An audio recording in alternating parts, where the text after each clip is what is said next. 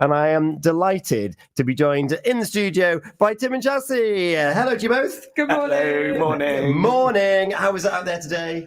All right, yeah. All the right. fog's lifted. Oh, nice. Yeah. It's like a cool, crisp autumnal morning. Oh, we like that. We like it because it was very warm the other day. Yes. 17 degrees. I was like, no, I want it to be like hats and gloves now. Yeah, Halloween season. It's October. It's proper autumn now. Yeah. Exactly.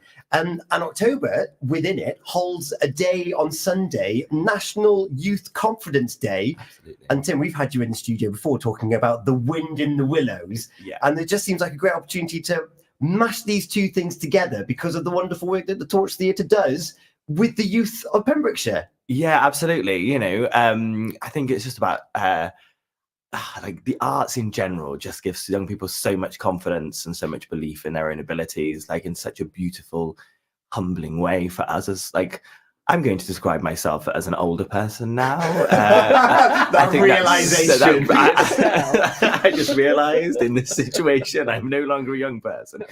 Yeah, I think it just, you know, the joy that we have is that with so many of our programs, not just our amazing youth theatre, but our work with schools and colleges and even universities, I think we can still count people at university as a young person. I think so. Maybe that's making me seem even older.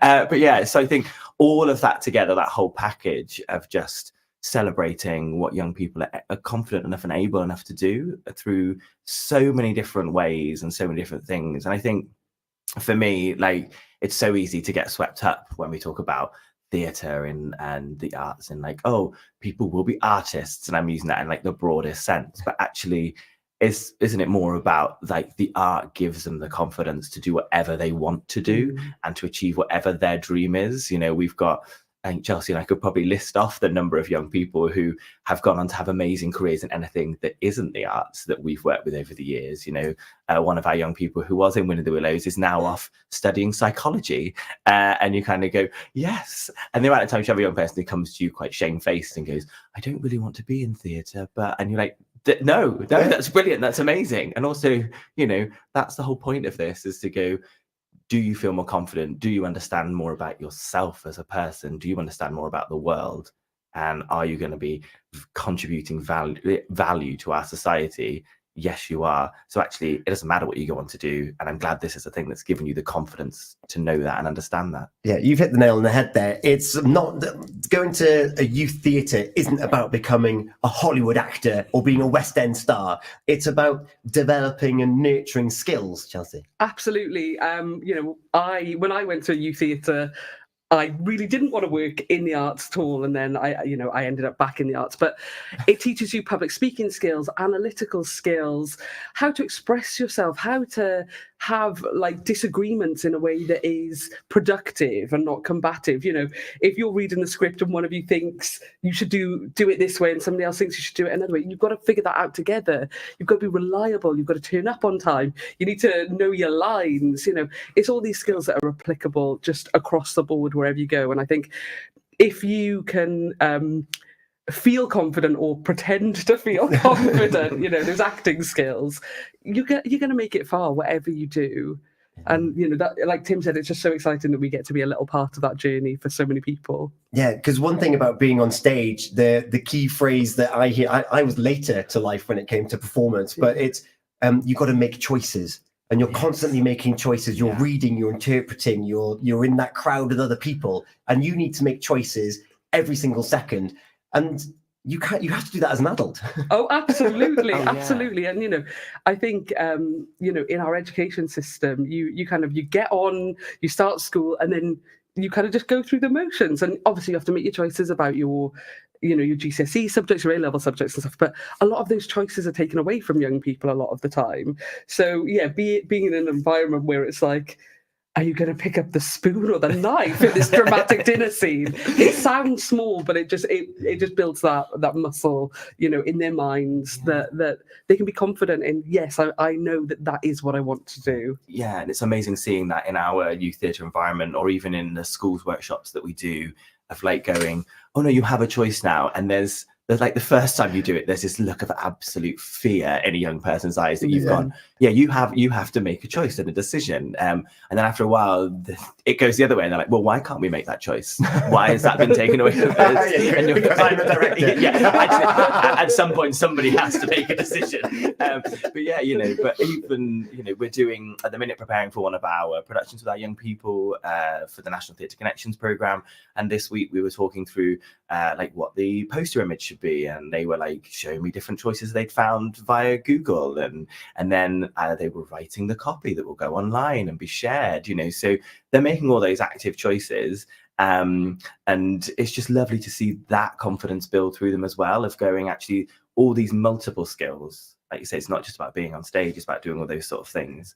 And likewise with our schools workshop, we're doing a lovely project with the Milford Haven CP school at the minute, and they're all coming bounding into school and like being like, wait, mate, this is choices day, and they're doing loads of stuff with a theatre designer and a playwright. And again, we've got the first draft of their script just arrived, and you're going, oh my gosh, like all the decisions you've made already about different things and like what the show's going to look and sound like. And I just think that's really exciting to kind of go, just the ability to know that you can make a choice and have confidence in your choice.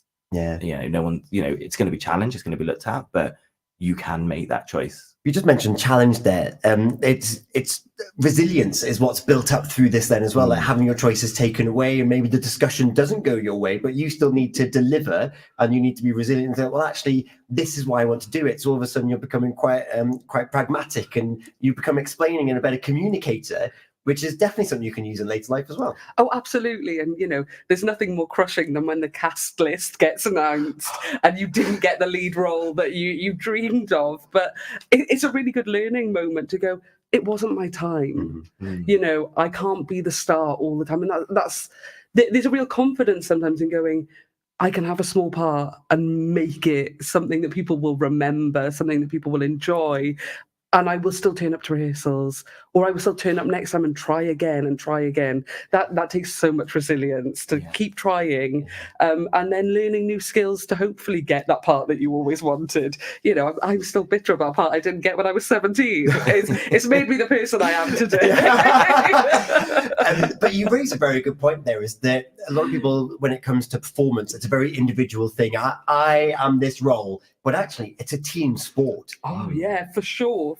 Because, if you and me are on stage together and I forget my lines, I have to rely on you to help me out of that problem. Or, if we're doing a Shakespeare play, and I think it should be set in space, but you think it should be set on a farm, and go, that maybe isn't how I would do it, but that's okay. I respect the choices you've made, and we'll make it work together, and we'll find a way through that. So yeah, teamwork is I think the biggest skill you learn through theatre, through kind of any kind of art. But I think theatre particularly, because it's also teamwork with the audience, it's communication. If they're not laughing, change it. What can you do? It's that, and like all those skills of like picking up on like social cues, and like, there's someone's giving me something here that I don't quite understand, and it's body language, and then interpreting that, and with the range of young people that we have and we come into contact with, like a lot of them are learning those things as well, and those first this is what someone's body language looks like when they're not particularly happy, but they're just saying yes, to whatever it is. And and again, those skills as an adult that you kind of go, I sense you're not happy, so I'm just going to keep that in my back of my mind that I probably need to look at that in a minute, So I just think it's such a, theatre in general, but arts, such that lovely foundation that makes people human, not just like a machine that's passing exams or achieving something in that way. So if we've got younger people, or maybe older people that have younger people in their households and they want to get involved, how can they? Well, they are welcome to look on the Torch Theatre website and check out our Get Involved page, which has all the details about the youth theatre. Or they can email me directly. The Torch is just tim@torchtheatre.co.uk. Really simple and straightforward, much like myself.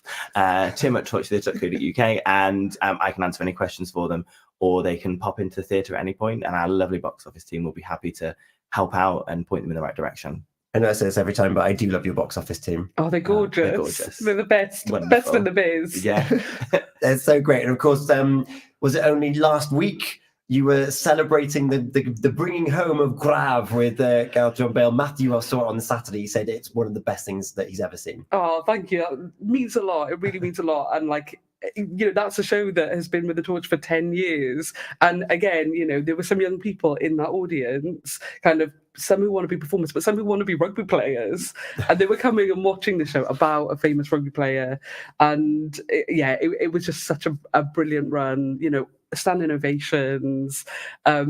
I love it in the torch when we've got a show on, that is one of our shows, whether that's one of our, our professional shows or our community shows, our youth theatre shows, because the whole building is just buzzing with that excitement. It was such a joy last week. Yeah, it's an honour to have it back. Yeah, then you had new writing with Tachwell a couple of weeks prior to that. That's now in London. Yes, yeah. So we were working with another company, Phoebe Stringer Productions, on that to just support them. Kind of a brand new piece of writing that was in development, and so they're opening in Theatre 503 in London, which is just a joy, and for a Welsh story to be kind of, on that stage with just brilliant performers again. It's such a pleasure. Yeah, we're very lucky. So many different roles being brought to life by so few people. Absolutely. Yes. Oh yeah, absolutely. Yeah. And well, you've also released a cast recently as well. Yes, we have. We have for our Panto, Jack and the Beanstalk, starting rehearsals in 2 weeks. Wow!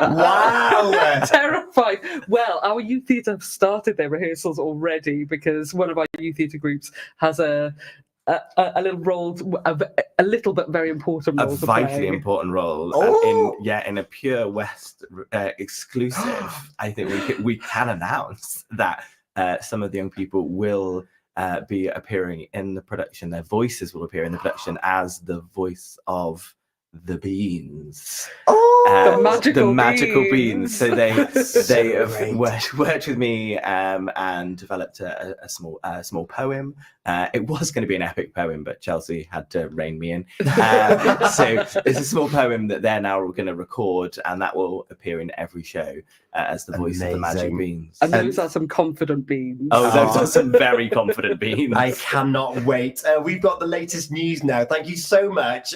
Embrace National Youth Confidence Day on Sunday. I can't wait to hear more from you in the future. Thank you both so much. Thank you.